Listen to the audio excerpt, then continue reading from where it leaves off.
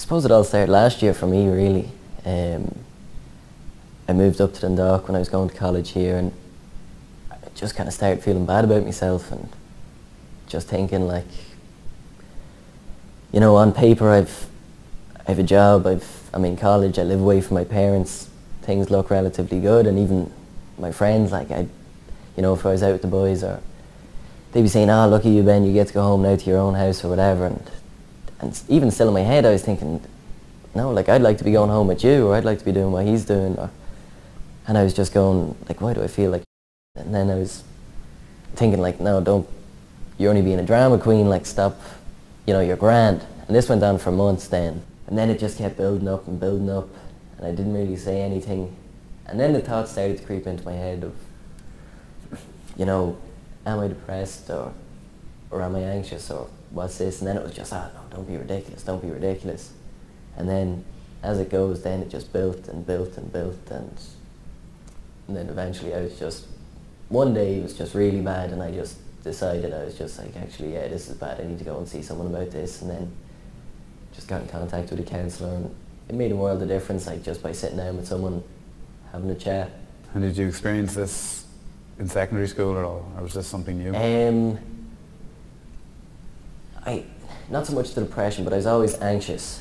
I used to, when I was in secondary school, I mollycoddled my little brother a lot, just because I had this strange irrational fear that he was always going to run away, or the weirdest thing ever, and it's only kind of in the last year I've looked back and gone, is it connected or is it not? Or well, the funny thing with anxiety as well is people often, you know, there's certain people have certain perceptions of depression and anxiety. Yeah. Some people might say anxiety is, you know, it's a little selfless. You're constantly worried about yourself, but most people that I have spoken to who have experienced anxiety and panic disorders spend most of their time worrying about other people. Yeah. That's not a bad thing. That's called empathy, and that's really, really important to have. Yeah. And a lot of people in this world don't have any empathy.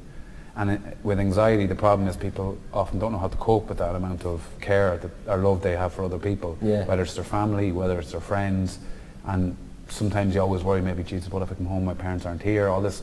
That's literally, I used to be like that, but then you actually say, that's in a complete, almost cliche, that's anxiety. You will pick the worst case scenario in your brain, and as irrational and as zero logic applies to it, you will talk yourself into it. Yeah. That's how it operates. And it can be militant, it can absolutely, it won't stop until you believe that. Yeah.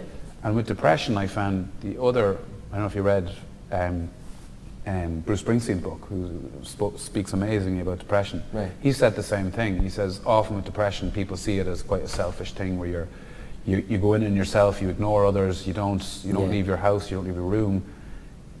The reason a lot of people who struggle with depression, and especially when they know there's people far worse off than they are in the world, what happens is you don't want to expose others to that. You don't want others to deal with that too. You don't want others to have to, who might be having a great day and you come in and you just have that energy and you can't, no matter how hard you try, you can't lift it off your shoulders. So I often feel mental health is very misunderstood by people. They think it's mental health issues are a person just going in on themselves. Actually, the person dealing with mental health is often trying to protect others around them, not having to cope with that, especially when they don't know what it is. And the language. But this thing, something you said that really kind of resonates with everybody. People often say mental health issues are deeply complex, and they are. The background issues are complex, but really when you talk to anybody on this planet who's experienced anxiety, depression, any other areas from OCD to eating disorders, they'll all tell you the common denominators of how it makes you feel, and it's the same with everybody. It's that feeling of that dread, that fear, that constant and utter doomsday to relax feeling, and people will look at you and that's ridiculous. I know it's ridiculous, but you telling me it's ridiculous doesn't make it any easier. It doesn't matter what your gender is, what your background is, your demographic, your ethnic race. It doesn't matter. Nobody's immune to it.